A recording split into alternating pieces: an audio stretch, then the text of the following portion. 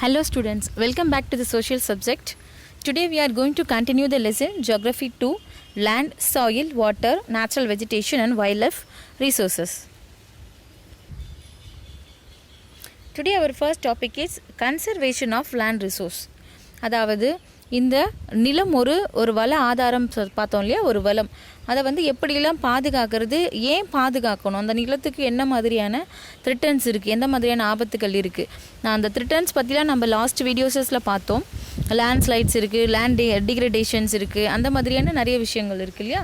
So இப்போ இதிலிருந்தெல்லாம் அதை பாதுகாக்கிறதுக்கு என்ன அவசியம் அப்படின்றத இப்போ பார்க்கலாம். Growing population and their ever-growing demands has led to large-scale destruction of forest cover and arable land has created a fear of losing the natural resource.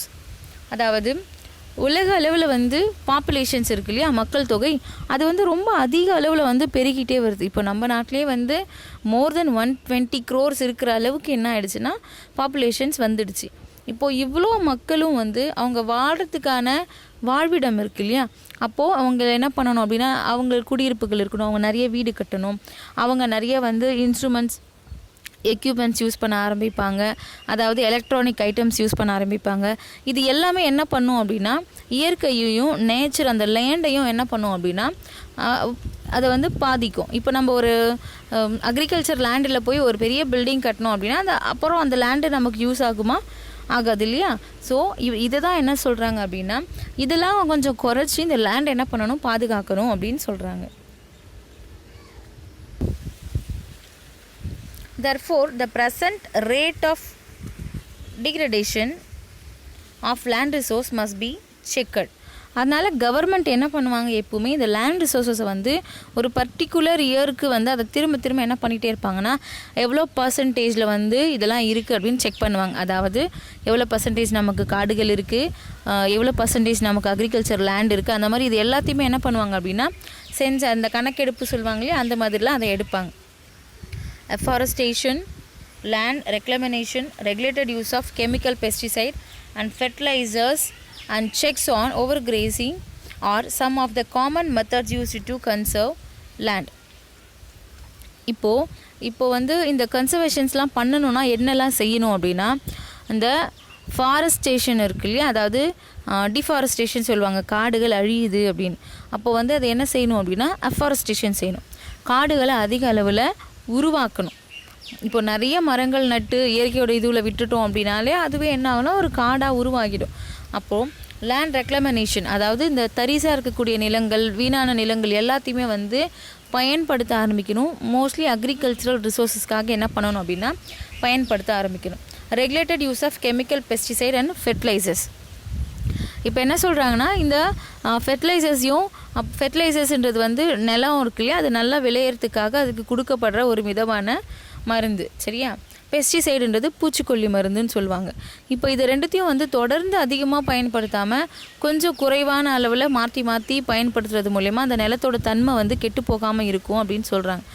ஆனால் வந்து பொதுவாக இருக்கக்கூடிய கருத்துக்கள் என்ன அப்படின்னா, இந்த மாதிரியான பெஸ்டிசைட்ஸ் அண்ட் வந்து ஃபெர்டிலைசர்ஸையும் என்ன பண்ணக்கூடாது, லேண்டுக்கு வந்து பயன்படுத்தக்கூடாது. ஏன் அப்படின்னா, இப்போ ஒரு குறிப்பிட்ட லேண்டில் வந்து நீங்கள் வந்து ஃபெர்டிலைசர்ஸையோ இல்லை வந்து பெஸ்டிசைட்ஸையும் வந்து தொடர்ந்து பயன்படுத்தினீங்கன்னா அந்த லேண்டில் இருக்கக்கூடிய சின்ன உயிரினங்கள் எல்லாமே என்ன ஆகும் அப்படின்னா செத்து போயிடும். அப்போ அந்த சின்ன உயிரினங்கள் செத்து போயிடுச்சுன்னா அது மூலிமா அந்த லேண்டுக்கு கிடைக்கக்கூடிய ஒரு சத்து என்ன ஆகும் அப்படின்னா குறைஞ்சி போயிடும். அப்போது தொடர்ந்து வந்துகிட்டே இருந்துச்சுன்னா அந்த லேண்டு வந்து ஒரு அக்ரிகல்ச்சரல் செய்யறதுக்கு ஏற்ற மாதிரியான லேண்டாகவே இல்லாமல் தரிசு நிலமாக மாறி போயிடும். அதனால தான் என்ன சொல்கிறாங்கன்னா, கவர்மெண்ட் சைடில் என்ன சொல்கிறாங்கன்னா, பெஸ்டிசைட்ஸ் வந்து கொஞ்சமாக யூஸ் பண்ணுங்கள், அதனால் பாதிப்பு இல்லை அப்படின்னு சொல்கிறாங்க. ஆனால் பொதுவாக எல்லா ஃபெர்டிலைசர்ஸ் அண்ட் பெஸ்டிசைடுமே வந்து லேண்டை கெடுக்கக்கூடியதாக தான் இருக்குது. நம்ம இயற்கை முறையில் நிறைய மெத்தட்ஸ் வச்சுருக்கோம், அதை பயன்படுத்தினோன்னா என்ன பண்ணலாம் அப்படின்னா இந்த லேண்டை வந்து தரிசு நிலமாக ஆகாமல் வந்து பாதுகாத்துக்க முடியும். அவர் next topic is landslides. Landslides அப்படின்றது வந்து நிலச்சரிவுன்னு சொல்லுவாங்க.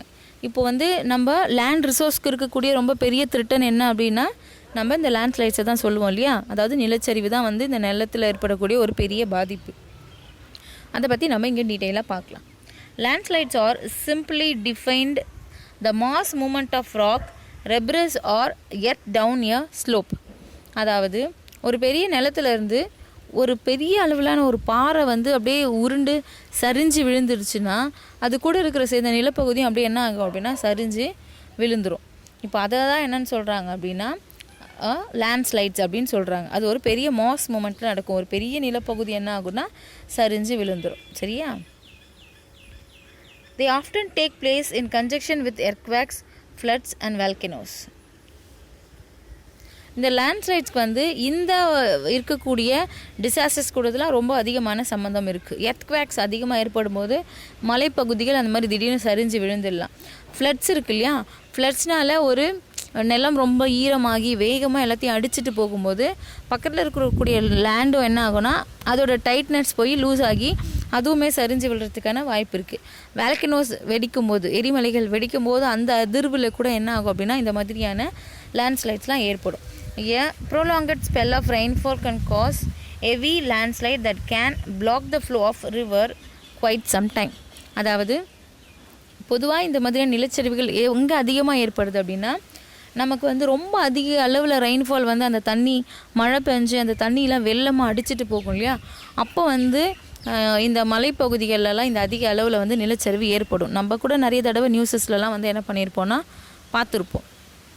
இது வந்து சில நேரத்தில் என்ன ஆகும் அப்படின்னா ஒரு ரிவருக்குன்னு ஒரு ஃப்ளோ இருக்கும். ஒரு ஆறு போச்சுன்னா அந்த டைரெக்ஷன்லேயே தான் என்ன பண்ணுவோம் அப்படின்னா தொடர்ந்து பல வருஷங்களாக வந்து அதோட வே எப்படி இருக்கும்னா அதோட வளைவு எப்படி இருக்குமோ அதே வழியில் தான் அது போகும். பட் இந்த லேண்ட்ஸ்லைட்ஸ் என்ன ஆகும் அப்படின்னா திடீர்னு இந்த ரிவரோட ஆங்கிள் என்ன பண்ணிடும் அப்படின்னா மாற்றி விட்டுடும் அப்படின்னு சொல்கிறாங்க. பட் கொஞ்ச நாளுக்கு தான் அந்த லேண்ட்ஸ்லைட்ஸ் வந்து நார்மலாக ஆகிற வரைக்கும். அதுக்கப்புறம் என்ன ஆகும்னா மறுபடியும் வந்து ரிவர் அதோட ஃப்ளோலேயே போக ஆரம்பிக்கும் அப்படின்னு சொல்கிறாங்க. The formation of river blocks can cause havoc to the settlement downstream on its bursting. In the hilly terrain, landslides have been a major and widely spread natural disaster that often strike life, a property and occupy a position of major concern. அதாவது இப்போது என்ன சொல்கிறாங்கன்னா இந்த settlements இருக்கக்கூடிய பகுதிகளில் இந்த நிலச்சரிவு ஏற்பட்டுச்சுன்னா இது நிறைய வந்து உயிர் சேதங்களை ஏற்படுத்தும். நிறைய பேர் இறந்து கூட போயிடுவாங்க. இப்போ வந்து பொதுவாக இது எங்கே நடக்குது அப்படின்னா மலை அதிகமாக இருக்கக்கூடிய பகுதிகளில் நடக்குது. அப்போ அந்த மலைகள் அதிகமாக இருக்கக்கூடிய பகுதிகளில் ஏற்பட்டுச்சுன்னா அவங்களோட உயிர்களுக்கு அவங்க வச்சுருக்கக்கூடிய அவங்க வீடு அடிச்சுட்டு போகும். அவங்க அந்த மாதிரியான அவங்களோட உடைமைகள் எல்லாமே வந்து பெரிய அளவில் பாதிக்கப்படும். இது ஒரு டிசாஸ்டர்ன்றது ஒரு பேரிடர்னு சொல்லுவாங்க. அந்த இயற்கையோட பேரிடர் சொல்லுவாங்க இல்லையா. ஃபார் எக்ஸாம்பிள் நிலநடுக்கம், சுனாமி, அந்த மாதிரி இதையும் என்ன சொல்கிறாங்கன்னா ஒரு டிசாஸ்டர் அப்படின்னு சொல்கிறாங்க. A massive landslide hit Pangi village near Rekong, Pio in Kinnaur district of Himachal Pradesh and damaged 200-meter stretch a old Hindustan Tibet road National Highway 22. இப்போது வந்து ஒரு கேஸ் ஸ்டடி என்ன பண்ணியிருக்காங்கன்னா உங்களுக்காக இங்கே டீட்டெயில்ஸ் கொடுத்துருக்காங்க. அதாவது இந்த லேண்ட்ஸ்லைட் வந்து என்ன பண்ணியிருக்கு அப்படின்னா இந்த ஹிந்துஸ்தான் இருக்கு இல்லையா, அங்கேயும் டிபெட் ரோடுன்னு சொல்லுவாங்க. அதாவது ஹிமாச்சல் பிரதேஷ் சைடில் இருக்கக்கூடிய ஒரு ஹைவேஸ் ரோடு இருக்கிற இடத்துல வந்து பாங்கி வில்லேஜில் வந்து ஒரு பெரிய நிலச்சரிவு என்ன ஆயிடுச்சு அப்படின்னா ஏற்பட்டுடுச்சு. இது எங்கே இருக்குது அப்படின்னா ஹிமாச்சல் பிரதேஷில் கின்னௌர் டிஸ்ட்ரிக்ட் அப்படின்ற இடத்துல இருக்குது. This landslide was triggered by intense blasting at Pangi village. Due to the blasting, this weak zone of slope collapsed and caused intense damage to the road and nearby villages. இப்போது இந்த லேண்ட்ஸ்லைட்ஸ்க்கு ஏற்படுறதுக்கு பக்கத்துலேயே வந்து அந்த பாங்கி village இருந்ததுனால ஒரு பெரிய அழிவு என்ன பண்ணிடுச்சுன்னா அந்த வில்லேஜுக்கு ஏற்படுத்திடுச்சு. அங்கே இருக்கக்கூடிய மக்கள் அங்கே இருக்கக்கூடிய பொருட்கள்லாம் நிறைய சேதம் அடைஞ்சிருச்சு அப்படின்னு சொல்கிறாங்க. The Pangi village was completely vacated to avoid any possible loss of life. இப்போது இதனால் என்ன பண்ணிட்டாங்கன்னா அந்த வில்லேஜே என்ன பண்ணிட்டாங்கன்னா அங்கே இருந்த மக்கள் எல்லாத்தையுமே வேறு இடத்துக்கு வந்து ஷிஃப்ட் பண்ணிட்டாங்க. ஏன்னா அந்த அளவுக்கு ஒரு பெரிய ஆபத்தை வந்து ஏற்படுத்தியிருக்கு அப்படின்றதுனால அங்கே இருக்கக்கூடிய மக்களே வேறு இடத்துக்கு கூட்டிகிட்டு போகிற அளவுக்கு வந்து இந்த லேண்ட்ஸ்லைட்ஸ் வந்து ஏற்பட்டிருக்கு.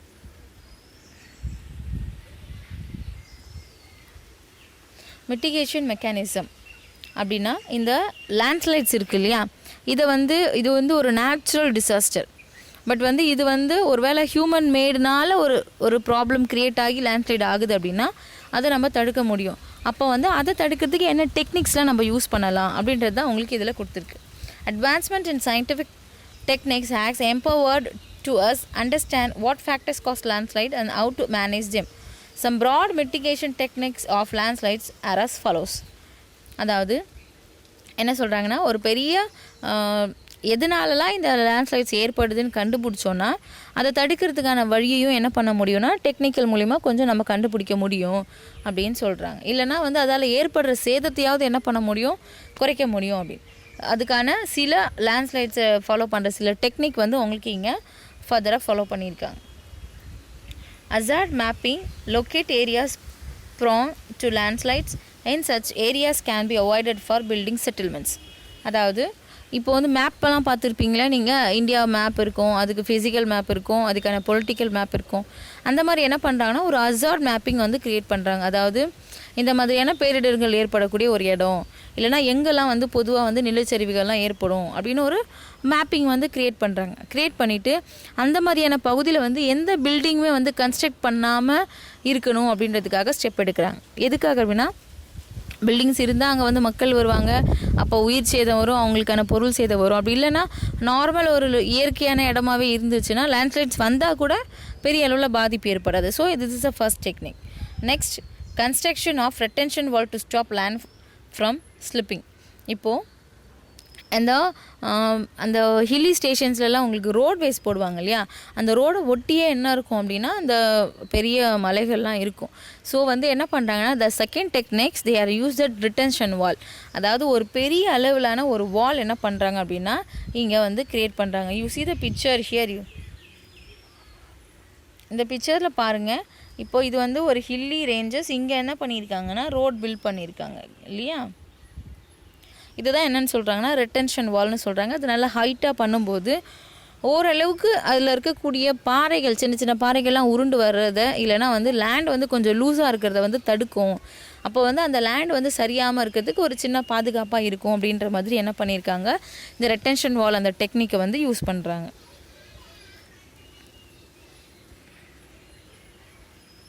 Third one, increase in the vegetation cover is an effective way of arrest landslides. நம்ம ஏற்கனவே பார்த்துருப்போம்னு நினைக்கிறேன், மரங்கள்லாம் இருக்கும்போது அதோட ரூட்ஸ்லாம் போய் என்ன பண்ணிக்கும், லேண்டை டைட்டாக பிடிச்சிக்கும் அப்படின்னு. அப்போது இந்த மாதிரியான அதிகமாக சரிவுகள் ஏற்படுற இடத்துல வந்து நிறைய பிளான்டேஷன்ஸ், நிறைய வந்து தாவரங்களை வந்து வெஜிடேஷன்ஸ்லாம் வைக்கும்போது அது வந்து லேண்டை டைட் பண்ணி பிடிச்சிக்கும். அப்போ அந்த இடத்துல வந்து நிலச்சரிவை வந்து தடுக்கலாம் அப்படின்றதும் வந்து இந்த டெக்னிக்கை ஃபாலோ பண்ணுறாங்க. The next one, the surface drainage control works are implemented to control the movement of landslides along with the rainwater and spring flows. அதாவது இப்போ இந்த லேண்ட்ஸ்லைட்ஸ் ஏற்படுறதுக்கான ஒரு ரீசனை நம்ம லாஸ்ட்டாக என்ன பார்த்தோம் அப்படின்னா, நிறைய மழை பெய்யும் போது அதோட வாட்டர் ஃப்ளோ இருக்கும் இல்லையா, அது வந்து வெள்ளம் மாதிரி போகும்போது தான் அப்போ வந்து அந்த லேண்டும் வந்து லூசன் ஆகி வந்து நிலச்சரிவு ஏற்படுது அப்படின்னு. ஸோ இதை அவாய்ட் பண்ணணும்னா இப்போ இந்த வேஸ்ட் வாட்டர்ஸ்லாம் இல்லைனா நார்மல் ரெயின் வாட்டர் போகிறதுக்கான ஒரு ட்ரைனேஜ் சிஸ்டம் ஏற்படுத்திட்டோன்னா வாட்டர் நார்மலாக அதில் போயிடும். அப்போ மற்ற லேண்ட் என்ன ஆகாதுன்னா டிஸ்டர்ப் ஆகாது. ஸோ இந்த மாதிரியான டெக்னிக்ஸ்லாம் என்ன பண்ணியிருக்காங்க அப்படின்னா யூஸ் பண்ணுறாங்க. Very simple. என்ன பண்ணோன்னா ஹசார்ட் மேப்பிங் பண்ணுறாங்க, அதில் வந்து கன்ஸ்ட்ரக்ஷன்ஸ்லாம் அவாய்ட் பண்ணிடலாம். அப்புறம் ரிட்டென்ஷன்ஸ் வால் வந்து பில்ட் பண்ணுறாங்க. நெக்ஸ்ட்டு நிறைய வெஜிடேஷன்ஸ்லாம் அந்த இடத்துல வைக்கிறாங்க. அதுக்கப்புறம் வந்து ட்ரைனேஜ் சிஸ்டமை வந்து மெயின்டைன் பண்ணுறாங்க. இது மூலியமாக என்ன பண்ணலாம் அப்படின்னா லேண்ட்ஸ்லைட்ஸை வந்து என்ன பண்ணலான்னா குறைக்கலாம். You see the picture. இதுதான் வந்து பாங்கி வில்லேஜில் இருக்கக்கூடிய ஒரு பெரிய லேண்ட்ஸ்லைட் ஹிமாச்சல் பிரதேசத்தில் நடந்துச்சுன்னு சொல்கிறோம் இல்லையா. இங்கே பாருங்கள் எவ்வளோ பில்டிங்ஸ் இருக்குது, எவ்வளோ செட்டில்மெண்ட்ஸ் இருக்குது. அங்கே இருக்கக்கூடிய ஒரு பெரிய லேண்ட் வந்து இந்த அளவுக்கு சரிஞ்சிருச்சு இல்லையா. இங்கே பாருங்கள், இந்த இடத்துல இருந்து ஃபுல்லாக இவ்வளோ தூரத்துக்கு வந்து சரிஞ்சிருக்கு. அப்போது அங்கே இருக்கக்கூடிய பீப்புள்ஸ்லாம் எவ்வளோ அஃபெக்டடாக இருப்பாங்க. அப்போது இந்த மாதிரியான இடத்துல வந்து இந்த பில்டிங்ஸ் எல்லாம் தடுக்கலான்றது தான் வந்து இங்கே கொடுத்துருக்காங்க இல்லையா. Your next topic is soil. சாயில்னால் என்ன அப்படின்னா மண் இல்லையா. நீங்கள் நார்மலாக கண்டிப்பாக மண் பார்த்துருப்பீங்க. எப்படி இருக்கும் மண் கையில் அள்ளினா அப்படின்னா எப்படி இருக்கும்னா அப்படியே சின்ன சின்ன குட்டி குட்டி பார்ட்டிகல்ஸாக அப்படி இருக்கும், அப்படியே டஸ்ட்டு மாதிரி இருக்கும் இல்லையா. இப்போது இந்த சாயில் பற்றி நம்ம பார்க்கலாம். The thin layer of grainy substance covering the surface of the earth called soil. அதாவது இந்த பூமி மேலே பறந்து அதை மூடி காணப்படுற கிரெய்னி அப்படின்னா ரொம்ப உடஞ்ச, ரொம்ப தூளாக உடஞ்ச பாறையோட தூள்கள் இருக்குது இல்லையா, அதை தான் மண் அப்படின்னு சொல்கிறாங்க, சாயில் அப்படின்னு சொல்கிறாங்க. ஓகேவா. It is closely linked to the land. இப்போ லேண்டுக்கும் சாயிலுக்கும் வந்து ரொம்பவே லிங்க் இருக்குது. நம்ம நிறைய பேர் வந்து லேண்டுனா என்ன, சாயிலாக என்ன, ரெண்டும் ஒன்று தானே அப்படின்னு நினச்சிப்போம். சாயிலில் வந்து நிறைய டைப்ஸ் இருக்குது. இந்த ஒரு பர்டிகுலர் லேண்டுன்றது எர்த்தோட சர்ஃபேஸ், சாயில்ன்றது அந்த எர்த்து சர்ஃபேஸில் இருக்கக்கூடிய ஒரு பார்ட்டிக்கல். புரியுதா உங்களுக்கு? அண்டர்ஸ்டாண்ட் ஆகும்னு நினைக்கிறேன். லேண்டுன்றது எர்த்தோட சர்ஃபேஸு, அந்த சாயில்ன்றது அந்த எர்த் சர்ஃபேஸில் இருக்கக்கூடிய அந்த ரொம்ப கிரெய்னி பார்ட்டிகல்ஸ், அதாவது ரொம்ப சின்ன சின்ன தூள்கள். அதை தான் என்னென்னு சொல்கிறோன்னா சாயில் அப்படின்னு சொல்கிறோம். Land forms determine the type of soil.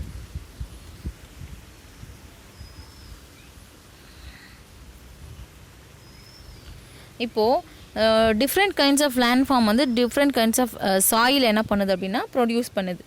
Soil is made up of organic matter, minerals and weathered rocks found on the earth. இப்போது இந்த சாயில் என்னெல்லாம் இருக்குது, சாயில் எதுக்கெல்லாம் பயன்படும் அப்படின்னா அது ஒரு ஆர்கானிக் மேட்டர். அது வந்து எப்படி சொல்கிறது அப்படின்னா ஒரு சத்துள்ள தாது பொருட்கள் அடங்கிய ஒரு ஒரு ஒரு திங்ஸ், ஓகேவா, அப்படி சொல்லலாம். இதில் நிறைய மினரல்ஸ் இருக்குது, தாது உப்புக்கள் இருக்குது. அப்புறம் வந்து weathered rocks found on the earth. இது வந்து மோஸ்ட்லி வந்து இந்த வெதர்டு ராக்ஸ்னால் பாறைகளில் ஏற்படக்கூடிய வேதியியல் மாற்றங்கள்னு சொல்லுவாங்க. அந்த பாறைகள் தான் உடஞ்சி சாயிலாக மாறுது இல்லையா, அதுதான் அப்படி சொல்கிறாங்க. Here you have the glossary.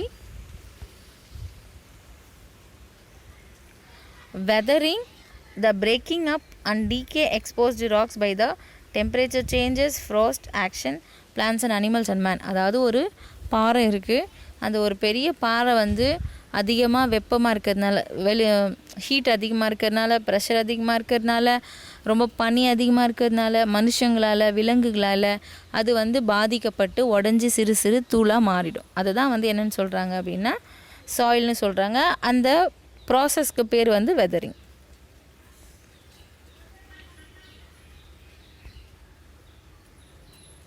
Next, this happens through the process of weathering.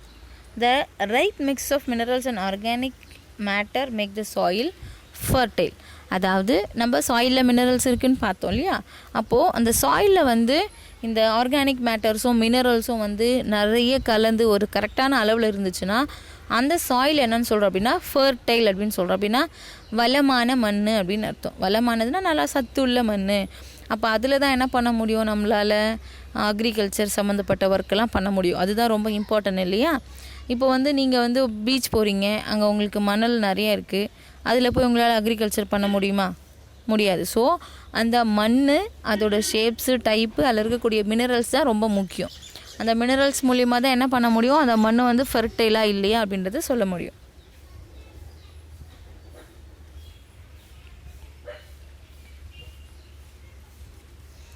Here இது வந்து சாயில் ப்ரொஃபைல். அப்படின்னா மண் வந்து நிலத்துக்கு அடியிலேருந்து எப்படிலாம் இருக்குது அப்படின்றது தான் இங்கே காமிச்சிருக்காங்க.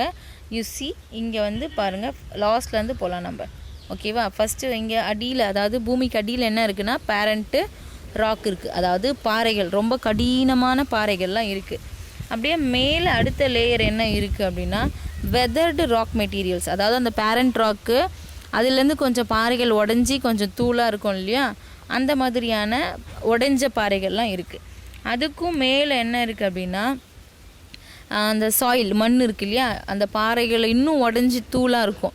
அப்போது அந்த தூள் அது கூட சேர்ந்து கொஞ்சம் வந்து களிமண், மணல், இந்த மாதிரி எல்லாமே என்ன இருக்குது அப்படின்னா கலந்துருக்கு. இந்த டாப் லேயர் என்ன இருக்குது அப்படின்னா ஹியூமஸ் அண்ட் வெஜிடேஷன்ஸ் இருக்குது. அதாவது சின்ன சின்ன உயிரினங்களும் அப்புறம் என்ன இருக்கும் அப்படின்னா தாவரங்கள் வந்து ரொம்ப அதிகமாக இருக்குது. சரி, இதுதான் வந்து சாயிலோட ப்ரொஃபைல். ஒரு எக்ஸாம்பிளுக்கு நீங்கள் என்ன பண்ணுங்கள், ஒரு நல்ல ஒரு லேண்டு, ஒரு மண் இருக்கிற ஒரு இடத்துக்கு போங்க. முதல்ல என்ன பண்ணுங்கள், அதை தோண்டுங்க. என்ன வரும், அது மேலே இருக்கிற நார்மல் மணல், ஒரு புல்லுங்கள்லாம் இருக்கும், அதெல்லாம் ஃபஸ்ட்டு பிடுங்கி போடணுமா. பிடுங்கி போட்டதுக்கப்புறம் உங்களுக்கு என்ன பார்ப்பீங்க, மணல் மாதிரி பார்ப்பீங்க. அதை தோண்டிகிட்டே இருந்தீங்கன்னா இன்னமும் உங்களுக்கு என்ன கிடைக்கும் அப்படின்னா மணல், இன்னும் கொஞ்சம் மண் கிடைக்கும். இன்னும் ஆழமாக தோண்டிங்கன்னா என்ன கிடைக்கும்னா இன்னும் அந்த மண் வந்து கலர் சேஞ்ச் ஆகிடும்ல. திடீர்னு வந்து கலர் வந்து நார்மல் கலர் இல்லாமல் கொஞ்சம் டார்க் கலராக இருக்கும், கூட சேர்ந்து கொஞ்சம் களிமண் அதெல்லாம் கிடைக்கும். இன்னும் தோண்டுனீங்க அப்படின்னா ரொம்ப கெட்டியாக இருக்கும். அதுதான் வந்து பாறைங்கன்னு சொல்லுவாங்க. கல் மாதிரி இருக்கும், உடச்சி எடுக்கணும். அதெல்லாம் வந்து இன்னும் கொஞ்சம் டெப்த்தாக போனால் தான் கிடைக்கும். நார்மலாக நீங்கள் வீட்டில் தோண்டிங்கன்னா கிடைக்காது. சில இடத்துல வந்து வீடு கட்டுறதுக்கு கன்ஸ்ட்ரக்ஷன்ஸுக்கெலாம் பள்ளம் தோண்டுவாங்க இல்லையா, அப்போல்லாம் இந்த மாதிரி தான் கிடைக்கும். சரியா? நீங்கள் வந்து உங்கள் வீட்டில் கூட நீங்கள் ட்ரை பண்ணி பாருங்கள்.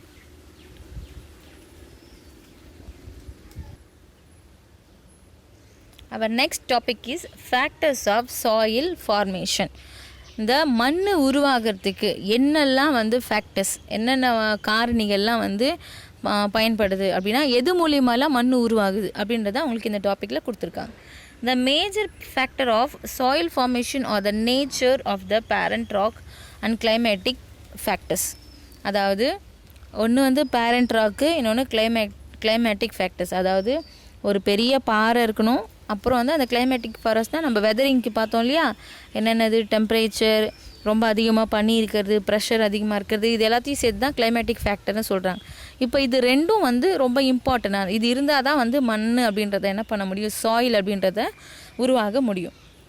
Other factor are the topography, role of organic material and time taken for the composition of soil formation, all this differ from place to place. அடுத்தது என்ன அப்படின்னா டோப்போகிராஃபினா அந்த நிலத்தோட அமைப்பு. அடுத்து ரோல் ஆஃப் ஆர்கானிக் மெட்டீரியல்ஸ் அப்படின்னா இந்த சாயில் இருக்கு இல்லையா, சில இடங்களில் வந்து பாறைகள் உடஞ்சி சீக்கிரமாகவே மண் வந்து உருவாயிடும். சில இடங்களில் என்ன இருக்குன்னா பாறைகள் தான் அதிகமாகவே இருக்கும், மண்ணெலாம் வந்து உருவாகிறதுக்கு ரொம்ப டைம் எடுக்கும். அதாவது ரொம்ப 1000 கணக்கில் 100 கணக்கில் அப்படி வந்து வருஷங்களானால் தான் அந்த இடத்துல மண் உருவாகும். சில இடத்த பார்த்திங்கன்னா வெறும் பாறைகள் நிறைஞ்சிருக்கிற இடம்னு சொல்லுவாங்க. ஃபார் எக்ஸாம்பிள் வால்பாறைன்னு ஒரு இடம் கேள்விப்பட்டிருப்பீங்க இல்லையா. ரீசெண்டாக கூட ஒரு பாய் வந்து, ஒரு சின்ன குழந்தை வந்து போர்வெல் கிணத்துல விழுந்துட்டாங்களே, அந்த இடம் இருக்குது, ஞாபகம் இருக்குங்களா உங்களுக்கு? அந்த இடம் என்ன அப்படின்னா வால்பாறைன்னு சொல்லுவாங்க. அப்படின்னா அதோட லேண்டுக்கு அடியில் வந்து பாறைகள் ரொம்ப அதிகமாக இருக்கக்கூடிய இடம். அப்போ அந்த மாதிரி பாறைகளே நிறைஞ்சிருக்கிற இடத்துல சாயில் உருவாகிறதுக்கு நிறைய டைம் எடுக்கும் இல்லையா, அதை தான் இங்கே சொல்லியிருக்காங்க. இது எல்லாமே வந்து இன்னொரு ஃபேக்டர் அப்படின்னு சொல்கிறாங்க. இது வந்து இடத்துக்கு இடம் மாறுபடும்.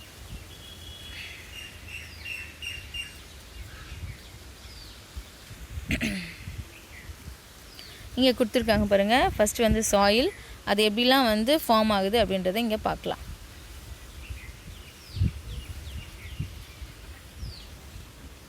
ஃபஸ்ட்டு வந்து பேரண்ட் ராக், அதாவது முதன்மையாக இருக்கக்கூடிய அந்த பாறை. Determines colour, texture, chemical properties, mineral content and permeability. அதாவது ஒரு சாயில் வந்து அதோட கலர் எப்படி இருக்கணும், அதில் என்ன மினரல்ஸ்லாம் இருக்குன்றதை யார் டிசைட் பண்ணணும் அப்படின்னா பேரண்ட் ராக்கு தான் டிசைட் பண்ண முடியும். ரொம்ப சிம்பிளாக சொல்லணும்னா, இப்போ நீங்கள் எடுத்துக்கோங்க, நீங்கள் என்ன கலரில் இருக்கீங்க, என்ன ஹைட்டில் இருக்கீங்க, உங்களோட கேரக்டர்லாம் எப்படி இருக்குது, இதெல்லாம் பார்த்தா எப்படி இருக்குன்னா கொஞ்சம் உங்கள் அப்பா அம்மா மாதிரி தான் நீங்கள் இருப்பீங்க. கரெக்டாக? அதே மாதிரி தான் ஒரு பெரிய பாறை இருக்குது, அதுலேருந்து உடஞ்சி உருவான மண் என்ன இருக்கும்னா அதே பாறையோட கலர்லேயே இருக்கும், அதே பாறையில் இருக்க மினரல்ஸும் இதில் இருக்கும். கரெக்டாக? இதை தான் என்னன்னு சொல்கிறாங்க அப்படின்னா இங்கே பேரண்ட் ராக் வந்து ஒரு இம்பார்ட்டன்ட் ஒரு ஃபேக்டராக இருக்குதுன்னு சொல்கிறாங்க. Next one climate. இது ஃபஸ்ட் ஒன், இது வந்து செகண்ட் ஒன். சரியா? செகண்ட் வந்து climate, temperature, rainfall influence, rate of weathering and humus. இப்போது இதுதான் நம்ம பார்த்தோம் இல்லையா, டெம்பரேச்சர் வெப்பம் அதிகமாக இருந்துச்சுன்னா பாறைகள்லாம் சீக்கிரமாக விரிசல் விட்டு உடஞ்சி போயிடும், அப்போ மண் ஃபார்ம் ஆகிடும். ரெயின்ஃபாலில் என்ன ஆகும் அப்படின்னா ரொம்ப பாறைகள் வந்து மழை பெஞ்சுன்னா ரொம்ப அதிக ஈரமாகிடும். ஈரமாச்சுனாலும் அதில் வந்து சின்ன சின்ன செடிகள் முளைக்க ஆரம்பிக்கும், அந்த ஈரத்தினாலே பாறைகள் சீக்கிரம் உடஞ்சி போயிடும். இந்த மாதிரியான நிறைய ரீசன்னால் என்ன ஆகுது அப்படின்னா இந்த சாயில் வந்து உருவாகுது. அடுத்தது என்ன அப்படின்னா ரிலீஃப் அப்படின்னா நிலத்தோட அமைப்பு. ரிலீஃப்ன்றது லேண்ட் ஸ்ட்ரக்சர் அப்படின்னு சொல்லுவாங்க. Altitude and slope determine the accumulation of soil. இப்போது ஆல்டிடியூட் அப்படின்னா உயரம். இப்போ வந்து நார்மல் லேண்டு இருக்கும், சிலலாம் மலைக்கு மேலே இருக்கக்கூடிய இடம் இருக்கும். இது எல்லாமுமே வந்து என்ன பண்ணுது அப்படின்னா இந்த சாயிலை வந்து உருவாக்குற ஃபேக்டராக இருக்குது அப்படின்னு சொல்கிறாங்க. Next flora fauna and microorganism. Flora ஃபானானா என்ன அர்த்தம் அப்படின்னா தாவரங்கள் விலங்குகள்னு அர்த்தம், வேறு எதுவுமே கிடையாது இல்லையா. அந்த வேர்ட் கொஞ்சம் டிஃப்ரெண்ட்டாக தான் இருக்கும். ஃப்ளோரா ஃபானானா என்ன அர்த்தம்? தாவரங்கள் விலங்குகள். இப்போது ஒரு பெரிய பாறையில் ஒரு செடி முளைச்சிதுன்னா அதோட வேர் அந்த பாறைக்குள்ளே போகி அந்த பாறை என்னன்னா ரொம்ப வீக்காக்கிடும், அப்போ அந்த பாறை சீக்கிரமாக உடஞ்சி போயிடும். இதை தான் வந்து ஒரு சாயில் உருவாகிறதுக்கான ஒரு ரீசனாக சொல்கிறாங்க. Next time. ரொம்ப திக்கான பாறைகள், ரொம்ப வந்து இப்போ சம்டைம்ஸ் சில கல்லெல்லாம் நம்ம ஈஸியாக உடைச்சிருவோம், சில பாறையை உடைக்கவே முடியாது. அப்படின்னா அதுக்கு ரொம்ப டைம் தேவைப்படும். அப்போது அதுவும் ஒரு மெயின் ரீசன் இந்த சாயில் உருவாகிறதுக்கு அப்படின்னு சொல்கிறாங்க. I hope you are understand.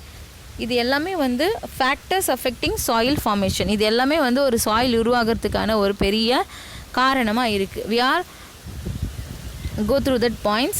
Parent rock first one, அப்புறம் climate, relief, flora fauna and microorganism and time. இந்த அஞ்சும் வந்து important factors எதுக்கு அப்படின்னா soil formation affect பண்ணுறதுக்கு.